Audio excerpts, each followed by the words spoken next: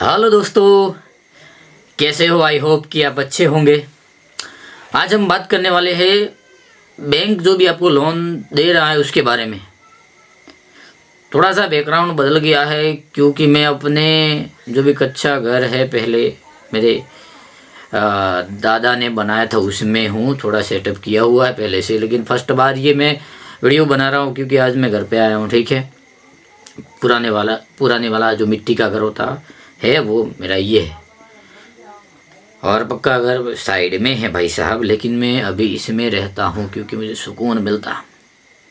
ठीक है, जहाँ पुरानी यादें जुड़ी हुई है। तो इस बात पर मैं इस टॉपिक पर बात नहीं करना चाहता, लेकिन आपको बता दूँ कि आपको ऐसा लगे कि ये कहाँ घुस गया भाई।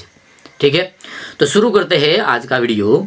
आज के वीडियो में दोस्तों हम जानेंगे कि अगर आपको लोन चाहिए तो फॉर एग्जांपल आप ऐसा बोलोगे कि अगर मुझे लोन लेना है तो बैंक बोलेगी इतना 5 लाख का है, तो आप बोलोगे ईएमआई, बैंक बोलेगा इतना ईएमआई है और 5 लाख का लोन होगा। तो आप ईएमआई सुन के ऐसे बोल दोगे मुझे दे दो लोन, मैं ईएमआई टाइम पे भर दूंगा। लेकिन उसके अलावा भी कुछ चार्ज होते हैं, वो पता है आपको। कुछ लोग बताते हैं, कुछ लोग नहीं बताते। मैं आपको बताता हूँ, अगर पता है तो आपके लिए बेटर है, नहीं पता उनके लिए भी बहुत बेटर है। ठीक है, मान लो कि आपको हाउस के लिए लोन चाहिए, कोई भी लोन चाहिए। ठीक है, उसके लिए आप बैंक में गए, बैंक में बहुत सारे डॉक्यूमेंट होते हैं रिक्वायर्ड, उसमें वो आपने दे दिए, और बैंक वाले आपको क्या बोलेंगे? ठीक है, कोई भी बैंक हो, प्रोसेसिंग तो रहता ही है भाई साहब। ठीक है, तो बैंक में गए और बैंक वाले बोलेंगे 5 लाख का लोन देते हैं आपको, उसमें 5,000 से लेकर 15,000 तक प्रोसेसिंग फ्री लगेगी। ठीक है, प्रोसेसिंग फी लगेगी, और ऐसे करके आपके 5 से 15,000 तक आपके पैसे उसमें कट जाते हैं। ठीक है, और आगे दूसरा क्या होता है? इंश्योरेंस। ये दोस्तों इंश्योरेंस सब बैंक में होता है। यानी आप जो ग्रुप लोन होता है महिलाओं वाला, उसमें लो फिर भी इंश्योरेंस आता ही है। ठीक है, लेकिन ये बैंक में परमानेंटली नहीं होता, ये ऑप्शनल होता है। आपको इंश्योरेंस लेना है या नहीं लेना वो आपके पर डिपेंड होता है। फिर भी बैंक वाले क्या करते हैं, फोर्स लगाते हैं, नहीं आपको लेना ही है, आपको लेना ही है। उसके पैसे 20,000, 15-20,000 उसमें से काट लिए जाते हैं। तो आप मानोगे कि ये तो बैंक का रूल है, लेकिन कुछ कितना गवर्नमेंट की जो भी बैंक्स है गवर्नमेंट के थ्रू चलती है, उसमें मुझे नहीं पता, लेकिन जो भी प्राइवेट है उसमें तो ऑप्शनल होता ही होगा, सब में होता होगा।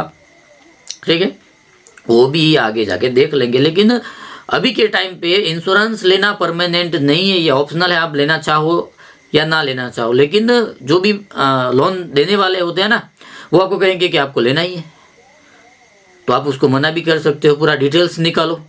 ठीक है, तो फाइल चार्ज कितना, प्रोसेसिंग फी जो फाइल चार्ज बोलता हूँ मैं, और वो कितना होता है, इंश्योरेंस कितना काटते हैं। ठीक है, और ये दो चीज़ें आपको अच्छे से ध्यान रखनी है। प्रोसेसिंग फी, फाइल चार्ज तो होता ही है, लेकिन जो इंश्योरेंस होता है उसमें भी पैसे काट लिए जाते हैं, जो ऑप्शनल है।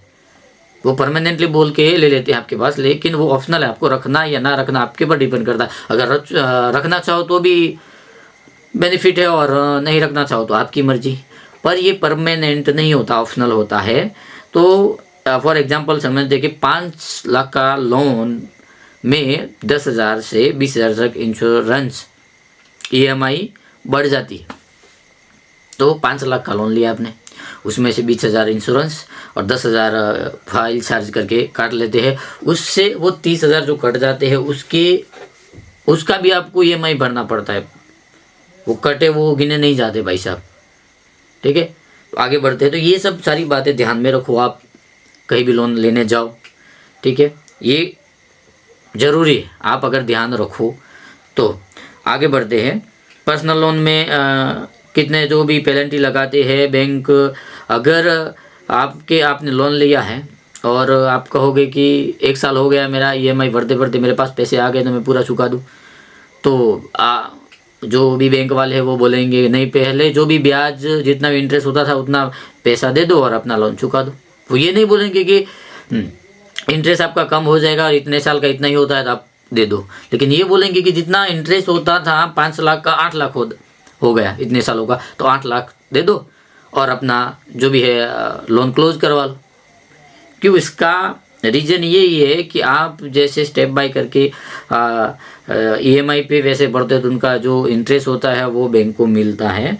तो बैंक क्या करती है, आपको डायरेक्टली पैसा भरने को मना कर देती है। डायरेक्टली मना नहीं करती, लेकिन जो भी जितने पैसे होते हैं वो वापस कर लो ऐसे बोलते हैं।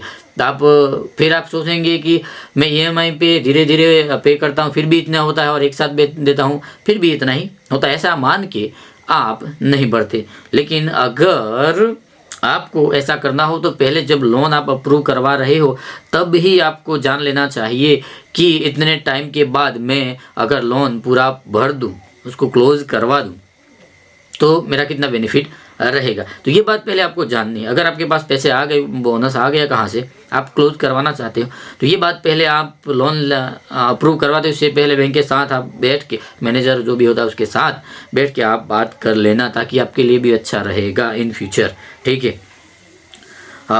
तो यही बात थी। जो भी आपको बिना बताए जो भी हिडन चार्ज जो आपको नहीं दिखते, आपको बताया नहीं जाता, ठीक है, ऐसे बोल के काट लेते हैं। इंश्योरेंस वाला ऑप्शनल होता है, कहीं भी जाओ आप पूछ सकते हो, ये फाइनल है। ठीक है, बाकी प्रोसेसिंग जो फाइल चार्ज होता है वो तो होता ही है बैंक के हिसाब से, जो अपने उनके रूल से उसके हिसाब से। तो लोन लेने से पहले आप ये चार बातें और भी दूसरी बातें, 2 बातें बताई मैं, 4 बातें उसमें बताता हूँ कि जो प्रोसेसिंग फ़ी है वो कितनी है वो जान लेना। ठीक है, इंश्योरेंस कंपलसरी है, पर्सनल जो मैंने पहले बताया उस तरह। ठीक है, और कितने टाइम के बाद मैं पूरा चुका दूंगा, जैसे अभी मैंने बताया वो रिपीट कर रहा हूँ मैं फिर से। और जो भी चार्ज है वो कितना है वो पूरा आपको जानना, उसके बाद आपको लोन लेना है, ताकि आपको पीछे से ऐसे ना होगा भाई साहब मेरे पैसे बहुत चले, ऐसा ना हो। ठीक है, तो ये थी छोटी सी जानकारी। वीडियो अच्छा लगा तो लाइक कर देना, और नहीं तो चैनल को सब्सक्राइब कर देना।